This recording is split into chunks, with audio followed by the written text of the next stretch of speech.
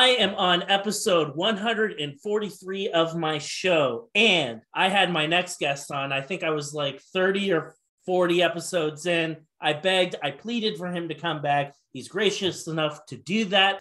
Tyler Funky Bones Jones. Tyler, thank you so much for being back, my man. Gotta say, you look freaking fantastic.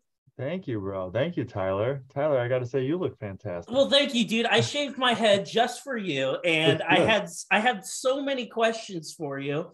And one of the things I wanted to start off with is you're a young guy. Like, I know you're about to turn 28 years old. You're still not in your athletic prime yet.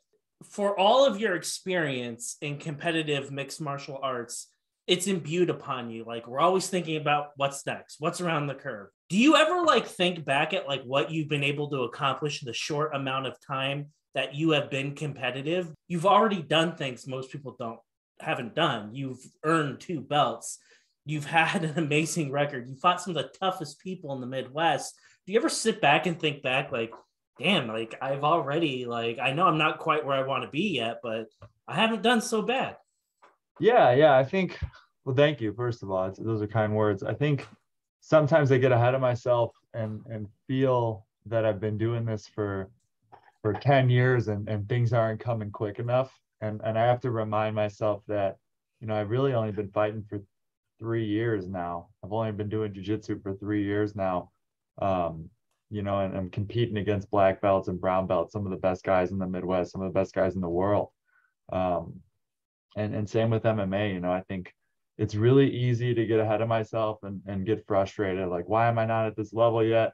Why are we not here? Why are we not there? But realistically, like you said, we're still like in the infancy of my career, which is good. That's a good thing, right? It's a good problem to have. But I think it's just the competitive nature in me to really want to continue to push and break barriers and get to that next level as fast as I can. And if things aren't coming fast enough for me, I'm going to start to kind of feel that negative connotation with it. But I'm happy where I'm at right now. I think right now in my career, I'm on the precipice of going pro. We're trying to get this last amateur fight. And, once we get this knocked out of the way, I really feel like I'm going to be able to hit my athletic prime and then just hit the ground running in the pro ranks. It's really been something else to watch you in the amount of time that I've known you.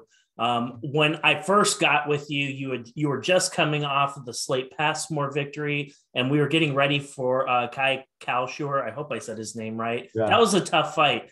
And when I look back at like your entire career, 4 wins, 1 loss. We only have 1 loss on your entire record. And I know that you coach jiu-jitsu. I know that you have students that you're working with. And I'm sure like there are a bunch of people that you've talked to, whether they be teammates, whether they be like people that you coach right now, they're like, yeah, I like want to go down this path right now. You have 5 bouts of experience under your belt, and you have been the hammer, you've been the nail. Like, you have gone to Wisconsin, where Chicago people aren't liked very well. Right. And you fought in the local talent there. You've had the Wisconsin boys come over to your town and fight you. Like, you have been on these like crappy stages where there might be like not a whole lot of people show up, and then you've been on these Goliath stages where like, now we're going to have your next fight streaming on UFC Fight Pass. So like in a short amount of time, you've really seen the full range of it. You've fought some incredibly insane opponents. Is there something that you would tell somebody who's just looking to like get started in competitive mixed martial arts? Are there like any lessons that you learned that you would tell a newbie just starting out? Man, I mean, probably too many to even list. I feel like I learn something new about this game every day. And that's what makes me love it so much. My complete end goal is to own a gym of my own someday and have my own fight team and my own jiu-jitsu program. So, ultimately taking my competition career, setting it aside, really it's like I'm going to school and getting a doctorate's degree right now. I'm just learning kind of every day what happens in the gym and how to teach, full curriculums and full programs. And in my competition career, like you were saying, I've been through it all, and I'm only 5 fights deep.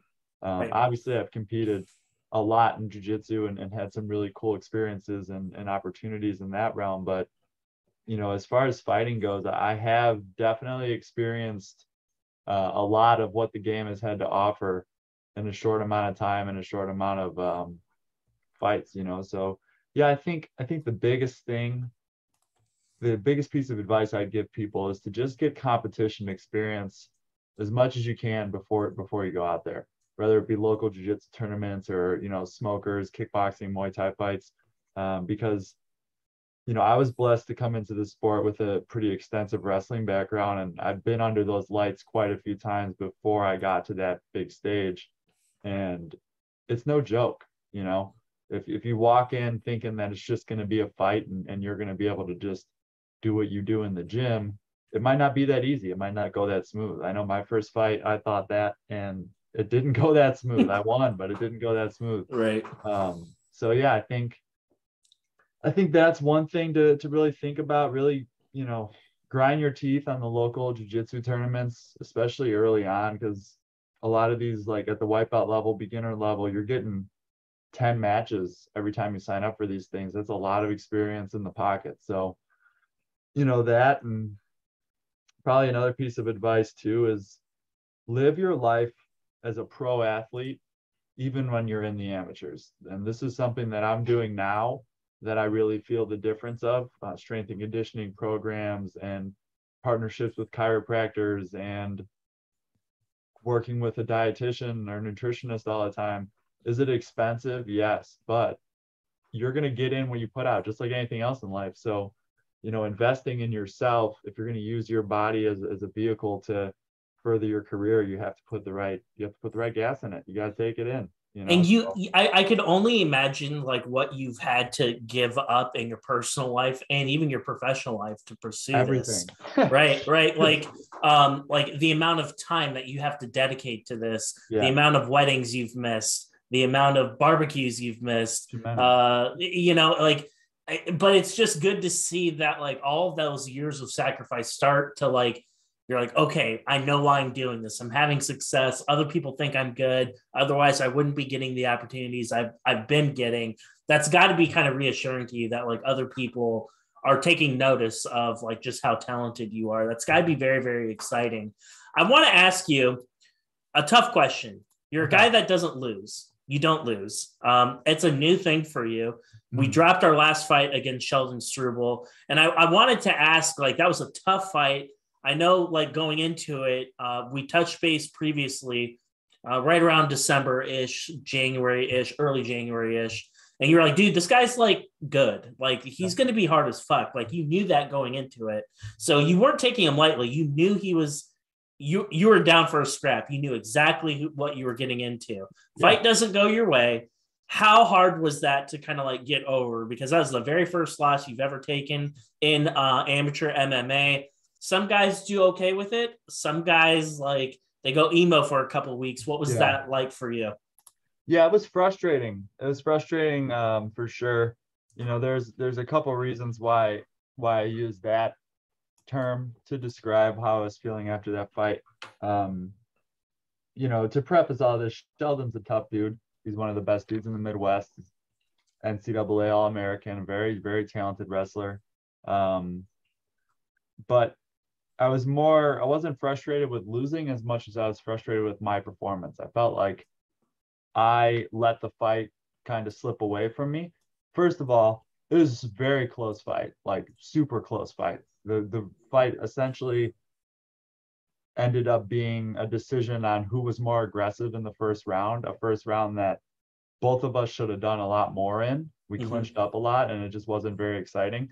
And he edged me a little bit in aggression in that round. Second round, he took me down and he essentially just tried to pass my guard the whole round, and I played with it. I was trying to retain guard and kind of play the jiu-jitsu game, which lost me that round. And then the third round was pretty clearly mine. I hurt him on the feet and had him in an armbar and just ran out of time.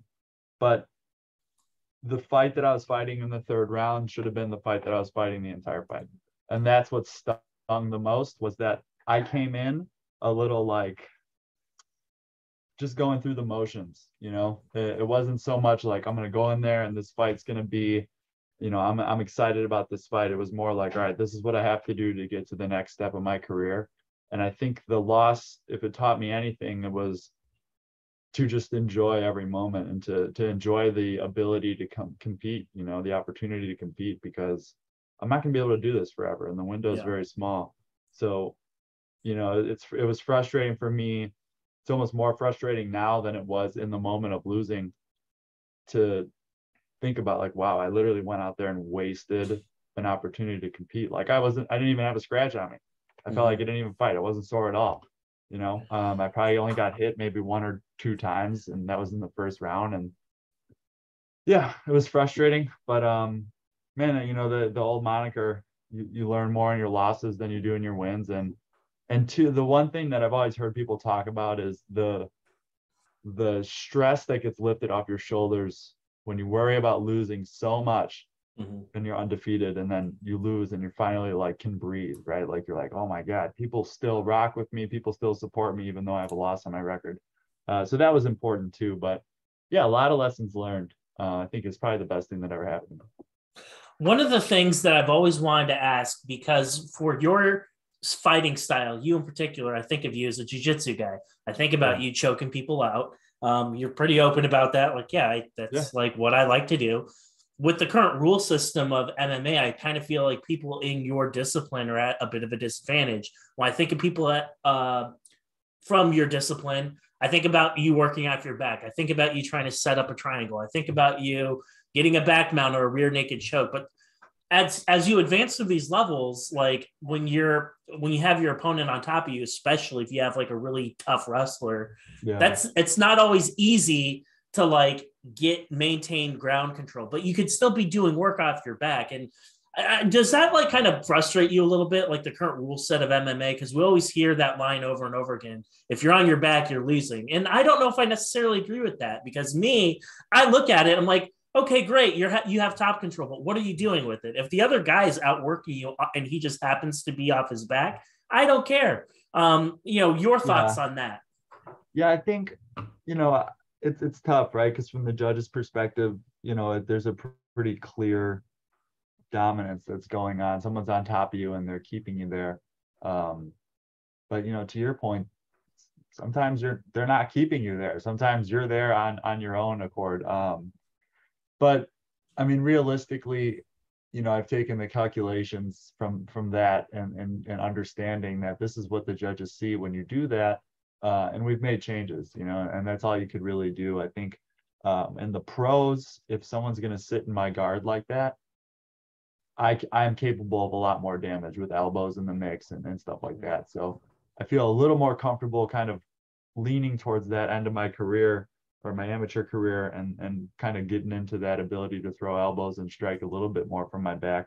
You know, and another thing too are leg locks. You know, I can't really do those right now in amateur MMA. So not that I'm going to be going out there going for M&Rs when we shake hands, but it's another threat, you know, and even in the Kai fight, when Kai dropped me, I went for a leg lock and it kind of freaked him out and he stopped hitting me, which saved me, you know, because the ref was pretty close to stopping that one.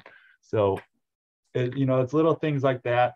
I don't want jiu-jitsu to be, I don't want to be on my back playing guard, and I don't want that to be the thing that people are like, oh, you got to just watch out for that. When you take them down, you're good. You know, I want that to be one of those secondary weapons where people are like, man, like if you start getting hurt on the feet, then you got to take him down, then you got to deal with his guard. But if he gets on top of you, you can never get up. Like that's who I want to be. I want to be that double-edged sword. I want to make you choose your, you know, pick your poison, and I'm going to get the finish. But yeah, I think it's a learning process. You know, I think I'm dangerous off my back, but if the judges are seeing, I got to know when to stop. That's my issue. You know, and that was one of the biggest revelations from the Sheldon fight is, all right, it's time to start working to stand up now and not attack from our back, because he trains with Kai, right? They had a good game plan for that fight. They wanted to come in and stave off the jiu-jitsu and really just kind of work position. And that's what they did. One of the things that is so difficult about the sport, and like every time I'm getting ready to have a fighter on my show, I always try to think like, okay, try to pretend like I'm you for a second. Like, okay, watch the fights again. and just kind of like marinate on that entire experience. And I close my eyes for a couple minutes. I know it sounds hippie, but it works for me. And I'm just like, okay, how would I unpack all of that shit that I just saw? How would I try to explain it? And one of the things that I kind of keep coming back to, you in particular, is like, this up here, you have to be doing something outside of like the gym, outside of rolling, to just like maintain your like mental composure, because I have seen you get your ass whipped. I have seen you get really frustrated. And we saw that in the Calshore fight. Yeah. When we were watching the Calshore fight, you looked right at your corner as those rounds were ticking off. And I could tell you were frustrated. I could tell you were pissed off. You knew that you were behind on the scorecards. Like when you're sitting down in the corner, like how did you purge that shit from your mind? Because you had 2 hard ass rounds. It's not going your way. And in the third, bam, we get taken down right again. It's like, oh, great. Is this going to be another 3 minutes of what we've seen before? Bam, T-City action. Yeah. We choke the guy out and you win the fight. That's my favorite fight of yours, just because it showed that you can be the hammer, you can be the nail. And when not everyone's capable of being the nail, you have so many guys that just give up. They want out. They're not willing to do all that. So I threw a lot at you, but that was the kind of the burning question I had for you, is like, what are you doing to like maintain a mental edge? Because you're doing something, it's obviously working. And when things aren't going your way in between rounds, like what do you do to just kind of like stay positive and not get too down on yourself in between rounds? Well, I think there's definitely a lot that goes into it, right? There's a couple of answers that I know for sure play a role into it. Number one, for that camp, I was working with a mental coach, Scott Halicki, at A Performer's Mind. And again, it circles back to those little things that get you 1% better. And working with a a performance coach like that is going to help 100%. So I think that really helped me kind of calm down in between rounds and get back to that baseline. So that definitely helps.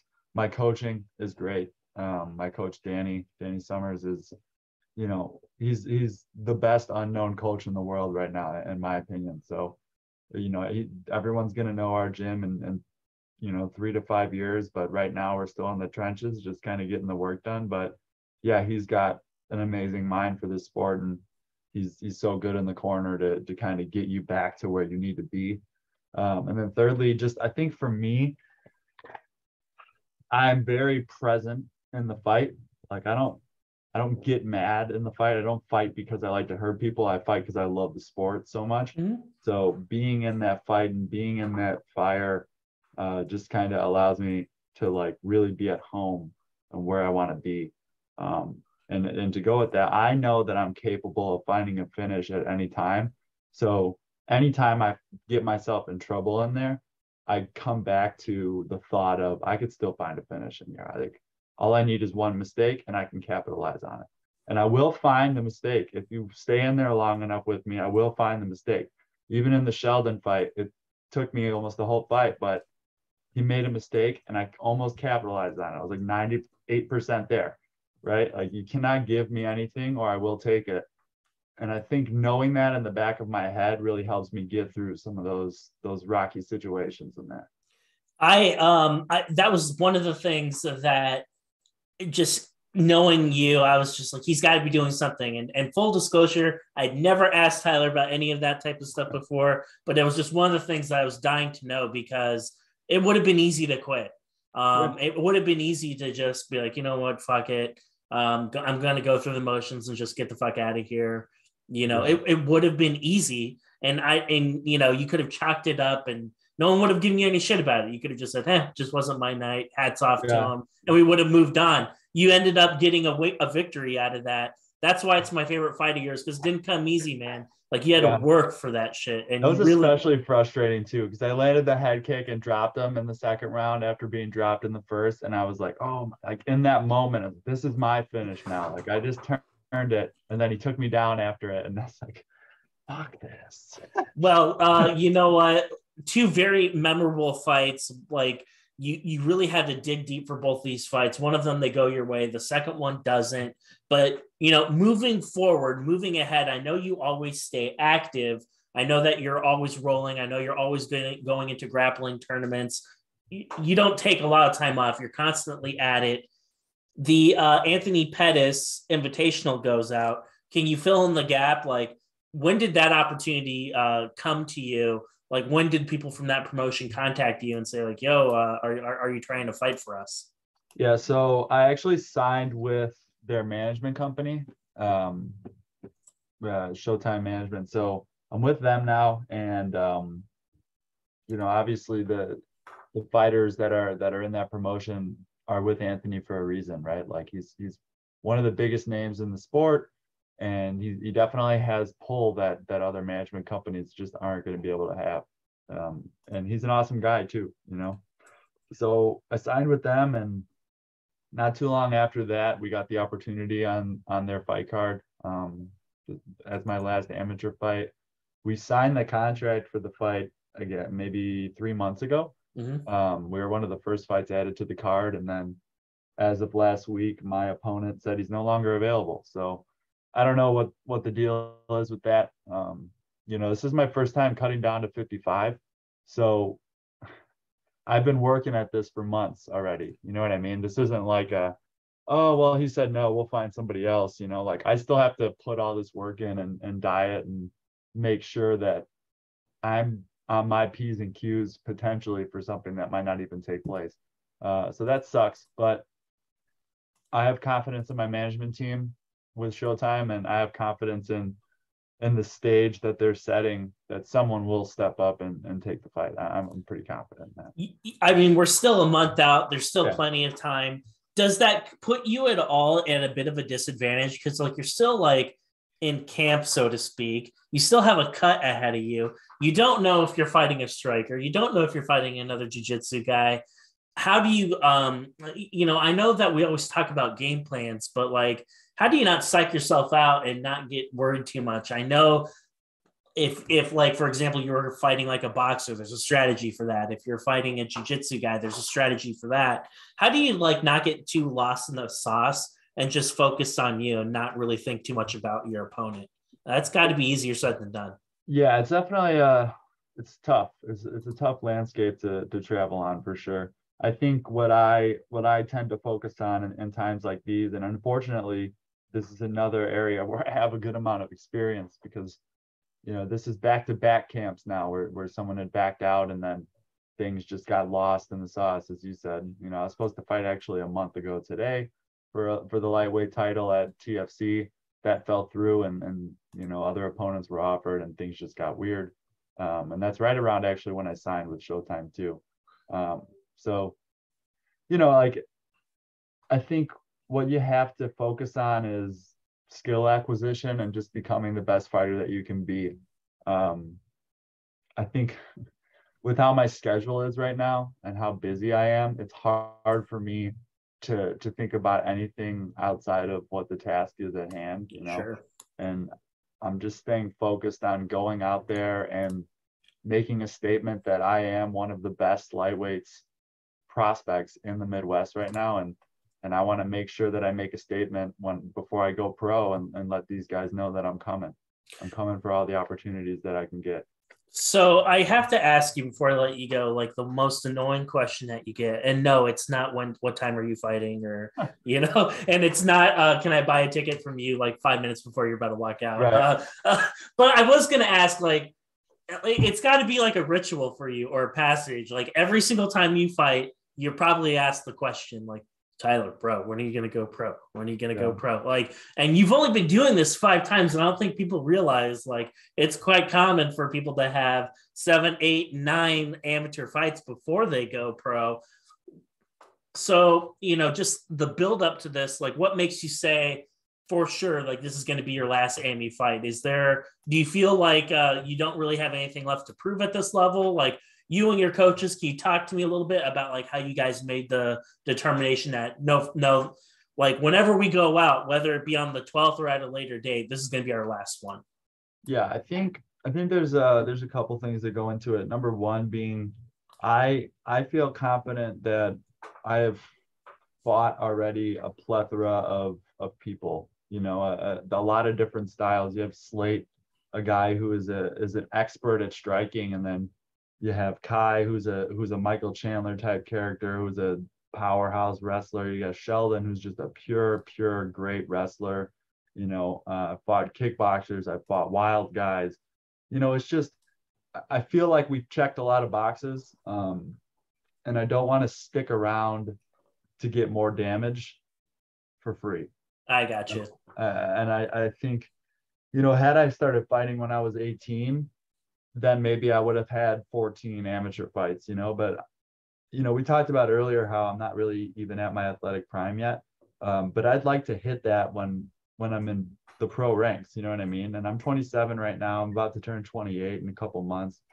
And I'd like to get a couple years in of fighting pro before I feel like, all right, I'm ready to make my run towards the big shows right now. And that's kind of the game plan behind it. Skill wise, I think I'm ready to go. You know what I mean? I don't see, Sheldon giving me my only loss. In no way, shape, or form do I feel that Sheldon isn't ready to go make waves in the pro scenes either. And that's a fight that, may happen down the line again. But, I think if that's my marker, if that's my kind of where I'm at, and we're at the same level, we had a very close fight, I'm right there too. Yeah. And I like the idea of you going pro right after this bout, because 29, 30 years old, that's like the athletic prime. That's like where it starts. And, you have like a window from like 29 to like 34-ish, where you're going to be at your athletic prime. You can keep going past 34. Sometimes it just really depends on how you're taking care of your body, and can you adapt and change your fighting style? Because if you don't adapt, if you don't evolve, you'll be like Nate Diaz out there, who still wants to stand and bang with people like he's 23 years old. That's going to work. But like when you're fighting the best of the best guys out there, like you can't ego fight like that, or you're going to like be like Nate Diaz, and I like Nate Diaz. But hey, facts are facts. He's the guy that hasn't evolved.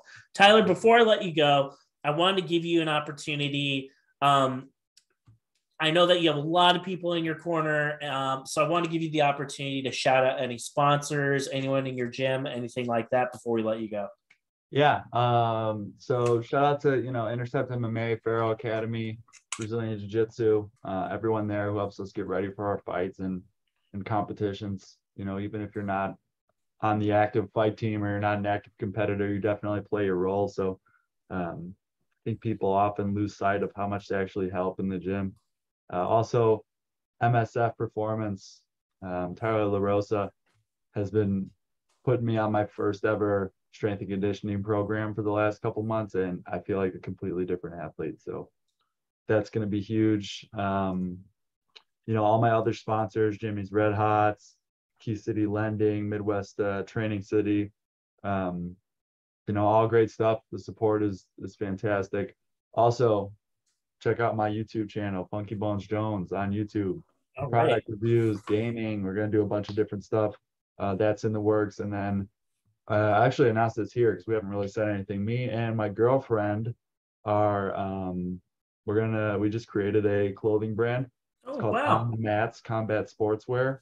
And that'll be dropping soon. Our aim is to give we both spent a lot of time in this game, and our vision is to give quality gear to people and allow them to take control of their branding all within one thing. So there's too many crappy companies out there that sell subpar material with bad designs, and there's too many fighters out there wearing them. So let's get together, let's put some good stuff on the table, and let's get that branding, let's get it up. Everyone's got to get better at it. So let's do it and get to the big shows all together. Iron sharpens iron. All of the links for the stuff that Tyler just mentioned will be in the description of this video, one final question. Got to ask you.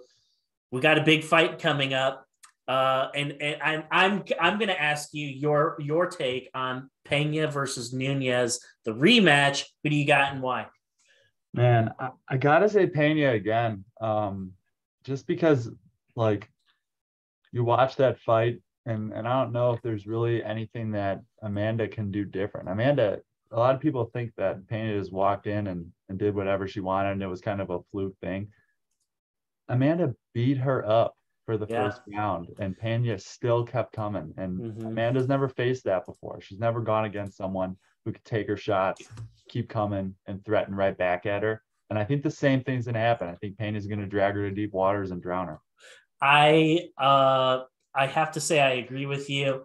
A lot of people were, including myself, we got used to that run of dominance, but those runs go away after a while. Like that fire inside you after you've been the greatest for so long, that could die out. We get older, the injuries start piling up. Yeah. All of a sudden you got that new badass that wants to take your seat at the table. Nobody thinks it's possible until it happens. And I think that's what happened. I'm going to be definitely putting money on Pena. I hope that she's an underdog. I think she will be going into it, but I can't wait for it. So, Tyler, I'm going to be keeping my eyes peeled for news on you. And as soon as we find out who your opponent is going to be, I'll make an announcement on that as well.